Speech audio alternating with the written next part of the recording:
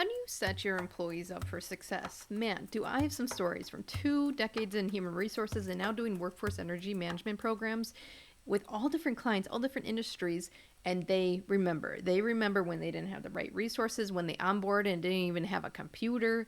They remember things that are said to them in their first couple days that pretty much set up the stage of what they think of the culture. So, how are you setting up new hires for success, your retained employees for success? And I think sometimes we associate money, like benefits and raises and bonuses, and that is great. Your employees should be paid fairly and you should have fair benefits. But that's not what drives employees. Culture does. Because I've met employees that are lower on the wage scale and they love coming into work. How they feel when they're there. They're excited to go in on Sunday night. And then I've met employees that are probably overpaid and they get all these big bonuses and they hate their job. They talk crap about the employer, which is horrible branding. And the only reason why they're there is the pay. Ugh, that's energy drainer. And eventually, yes, they're going to leave for just another salary. So when you start working on workforce energy management, that's that energy. That's that team that you don't want to leave. That's an environment that, regardless of the chaos that goes on and how busy you get, they thrive. They don't get stuck and survive. So let's talk about a few things that you can do to begin to set up that culture. And I believe that when you can start to initiate these little steps, you start to build that energy.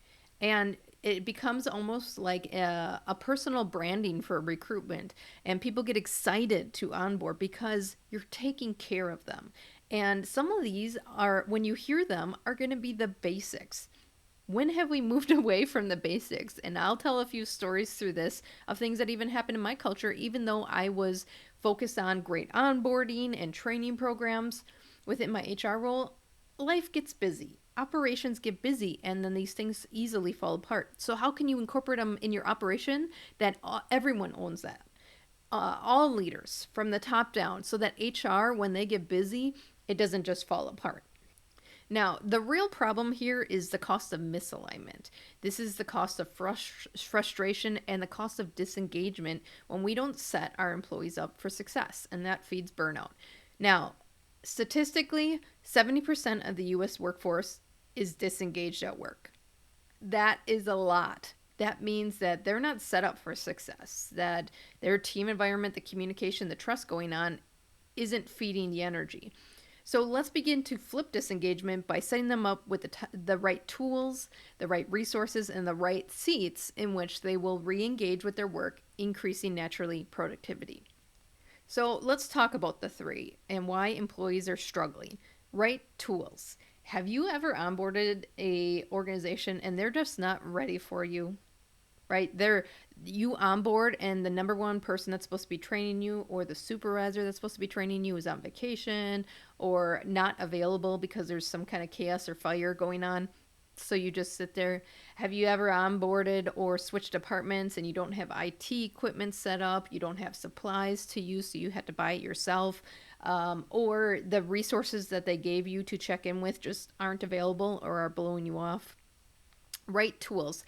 Do you have outdated systems? This is not a time to have outdated systems. There are many generations that aren't going to companies because of outdated systems. That's actually a common question that's coming up in interviews now is what systems do you use? And it's not that they're looking for systems that they are skilled at or have experience in. Certainly that's a plus.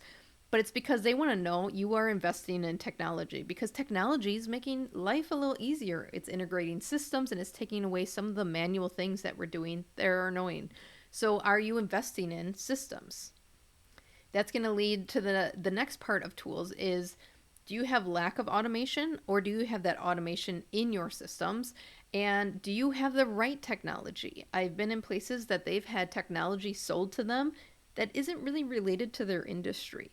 Or I have partnered with a small business software for 100 employees and less, and it has everything that they need for strategy, for talent planning, for execution, meetings, things like that. And it's all integrated in one system. That's all they need, aside from a payroll. But then I have small businesses that have these giant systems, and they're using like 5% of it. They're using the wrong technology. It's all just noise, and people are getting lost in the system that they don't even want to use it. In my organization, we had an international company, so they didn't really vet out what the plants needed at all the different levels, and we had this big talent management system, and it was similar to that example I just gave you in the small business world. We used 10% of it, and no one went in it besides once a year because it was this giant system, and at the plant level with a couple hundred employees, it just wasn't a good fit. So it was the wrong technology, no one wanted to use it, and it was a hassle to be used. So do you have the right technology that's integrated in your operation that people are using more frequently? Right tools. Now let's talk about right resources. This means, do you have sufficient training, or are you onboarding and switching people to different departments and promoting them without training? Do you have unclear expectations? So that means this person thought they were going to train on this, and this person thought they were going to train on this, and this resource that we've been sending people to doesn't even do that job anymore. So that shows lack of support. It shows lack of alignment. So do you actually have the right resources in place? Oftentimes, when I get to the point of talking about leadership training with organizations, their leaders haven't been trained in years. And this is a huge problem because the workforce has shifted. The modern day workforce is demanding certain things. And again, I'm going to talk about some of the basics. They're not even meeting that sometimes. Technology is changing. Industries are changing how they communicate. If you are not training your leaders, you are way behind the eight ball. And the number one reason why people leave is leaders. So it's costing you about 50 grand an employee in turnover. So shift some of that budget to leadership training, right resources. When you promote a leader, you should have a plan in place. And they shouldn't be leading people until some of those tools are not only learned, but exercised and practiced a few reps at a time. Right seat. That's the third one. Employees are struggling because they don't have the right tools, they don't have the right resources. And the third one is right seat. Are you misaligned in where you are placing people because you think that they want this, or they think that they want this, but their work style doesn't even match that role? Or are you placing people in a role that is struggling because it's based on historic past of what that role function used to do, but you're moving forward and you're moving forward at a fast pace, so you've actually set them up for failure because that person would have been successful in the role 5 years ago. That person would have been successful in the year maybe last year. But the role is scaling. The role is growing. The team is growing under that role.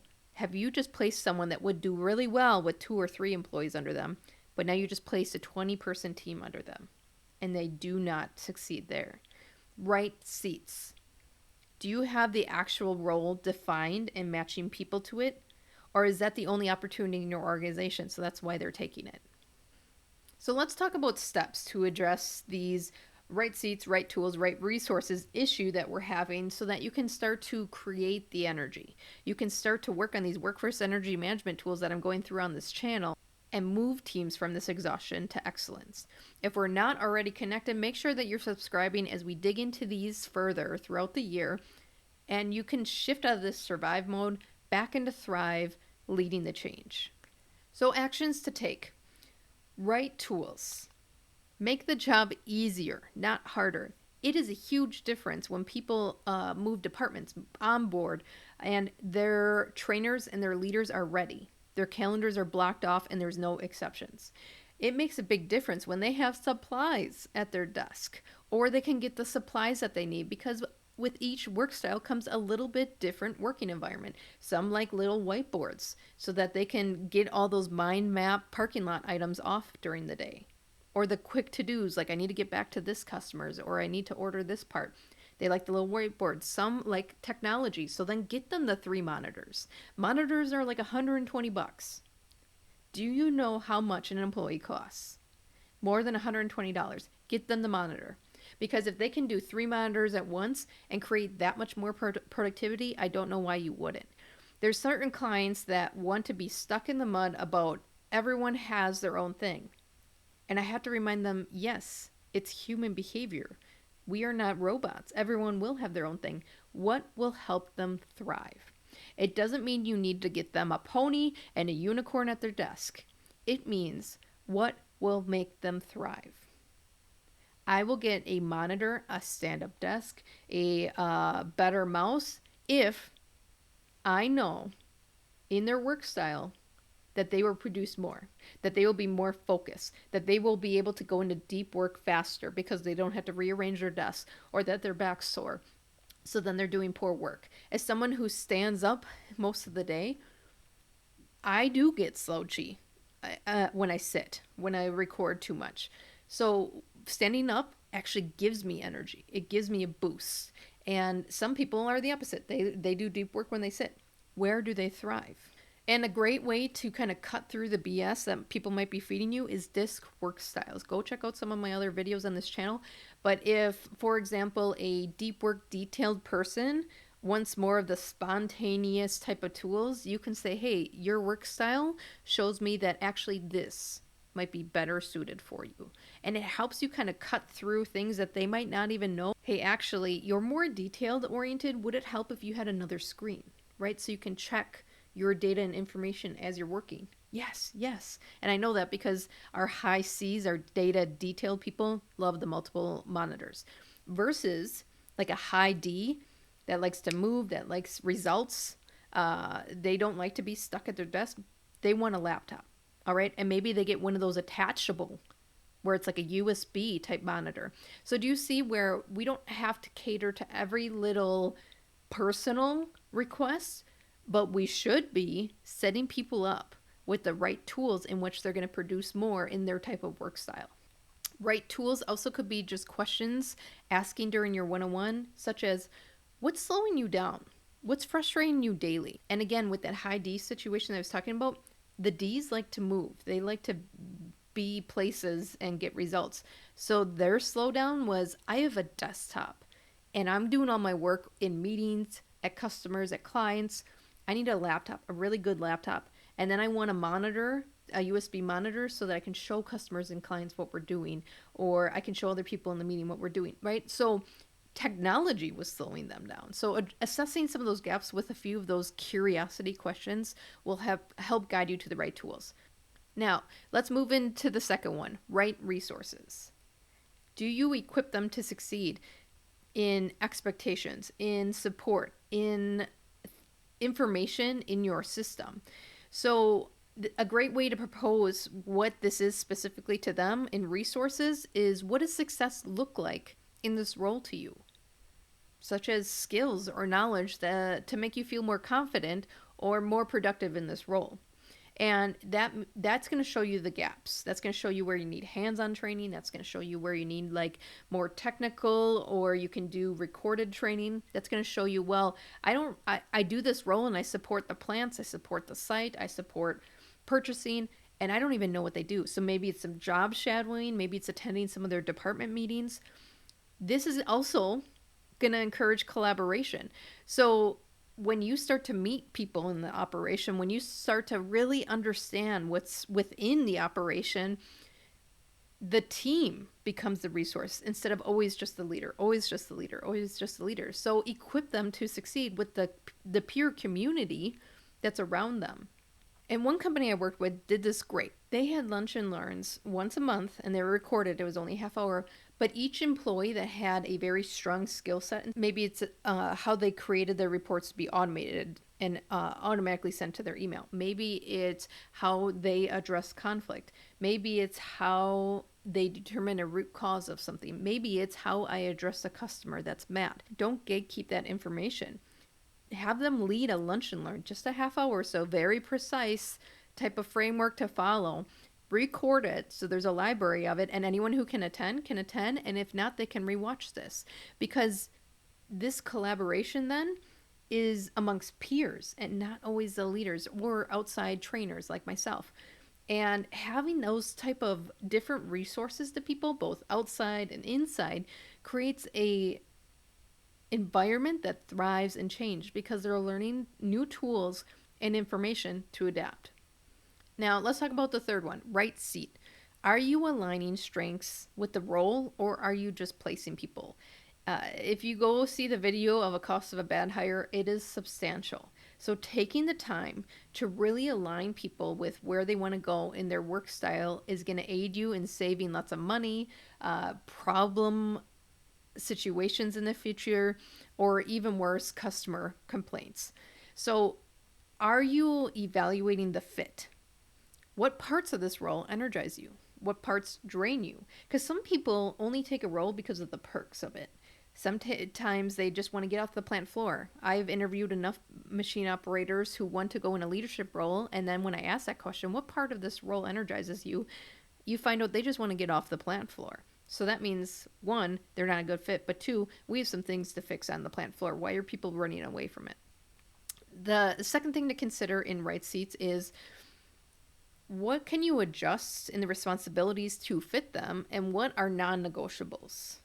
So you can train leaders if they're people-centric. You can give them the tools, they're going to practice and exercise it, and they're going to get pretty strong at those roles. And then there's people that just don't get along with people, right? They're the ones that will come to assumptions real quick. They don't want to be curious and give time towards conversations. So they become judgmental. They'll just assume and move on. You can't unteach that. All right. So what are going to be your non-negotiables? You can learn a system. You can learn how to professionally email, interact with customers. What are those behaviors that are going to be extremely hard to train? That's your non-negotiables. And when I get into DISC, behavioral science, and job matching, we go through those per role in your organization. What is the non-negotiables? What are things we can adjust and modify per candidate, per person, depending on what else they bring? And then what type of long-term conversations are you having? Because we like to create career paths, but they're only in leadership. People. What if we redefine what leadership looks like? Product. Process. There's so much changing right now. What else could they lead? What else could they be the main project or initiative facilitator of? And start gaining those skills and see what they can do. So setting an employee up for success isn't just about hiring the right person. It's about ensuring that new hires and retained employees have the right tools, the right resources, and the right seats to thrive.